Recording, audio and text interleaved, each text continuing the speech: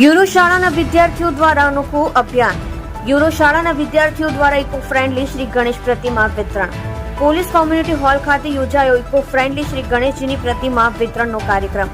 કાર્યક્રમમાં યુરો શાળાના આચાર્ય, શિક્ષકો તથા 250 જેટલા વિદ્યાર્થીઓ રહ્યા ઉપસ્થિત. સાથે સુરત શહેર પોલીસના 100 જેટલા પોલીસ કર્મીઓ ઉપસ્થિત રહ્યા. કાર્યક્રમમાં સુરત શહેર પોલીસ કમિશનર સહિત ઉચ્ચ પોલીસ અધિકારીઓ હાજર રહ્યા. પર્યાવરણને બચાવવાના સંદેશો સાથે વિદ્યાર્થીઓને ઇકો ફ્રેન્ડલી શ્રીજીની પ્રતિમાઓનું વિતરણ કર્યું. વિદ્યાર્થીઓએ 100 જેટલી પ્રતિમાનું વિતરણ કર્યું.